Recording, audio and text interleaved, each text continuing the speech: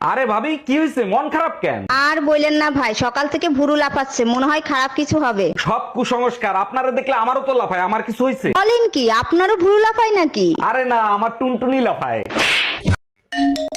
এত রাতে ভাবি ফোন দিছে। হ্যালো।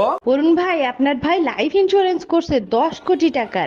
আরে ভাবি, এটা তো খুব ভালো খবর। ভাই কোনোদিন মারা গেলে ওই টাকাটা আপনি পাবেন। আরে ভাই, সেটা তো আমিও জানি, এখন এই লাশের কি করব সেটা বললেন। আমি ইনকাম ট্যাক্স অফিসার। আপনি খাতায় দেখাচ্ছেন 25 লাখ টাকা জিলাপি আপনি কুত্তারে খাওয়াইছেন। এইটা আমি হজম করতে পারলাম না। আপনার কাছে কোনো প্রমাণ আছে? দেখেন, প্রমাণ তো নাই, তবে আপনি চাইলে কিছু লেনদেন করে ঝামেলাটা এখানেই মিটাতে পারেন। ঠিক আছে, তাইলে 2 লাখ টাকা দেন, ঝামেলা আমি মিঠাই দিচ্ছি। মফিজ, ম্যাডাম রে 2 লাখ টাকা দাও, আর খাতায় লিখে রাখো কুত্তায় আরো 2 লাখ টাকার জিলাপি খাইছে।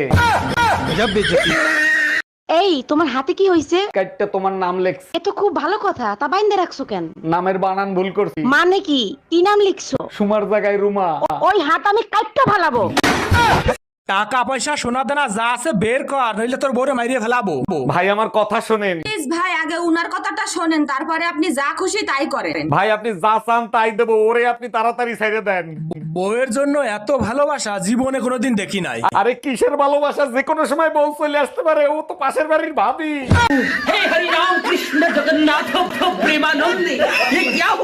অরুণ ভাই, বিবাহিত দিনকাল কেমন কাটতেছে আপনার? আর ভাবি বলেন না, শখ করে এটা বিয়ে করছিলাম, যা ভাবছিলাম তা পাইলাম না। বলেন কি, তা কি ভাবছিলেন আর কি পাইলেন না? ভাবছিলাম ঘরে ঢোকার সাথে সাথে বউ বলবে আগে খাইতে দেবো না দরজা দেবো।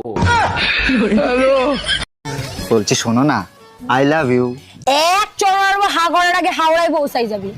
একটু আসতে মেরো না, আমার না দমদমে একটু কাজ আছে।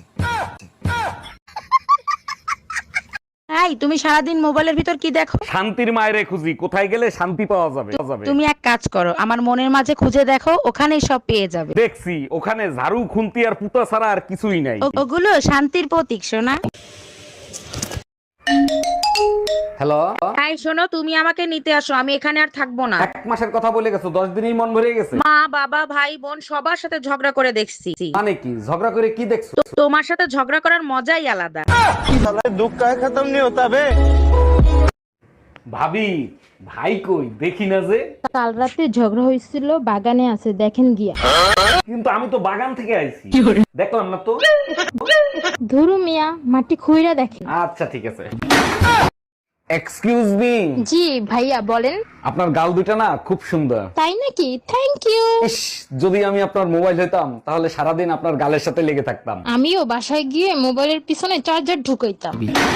ভাবতেছি ইলেকশন করব।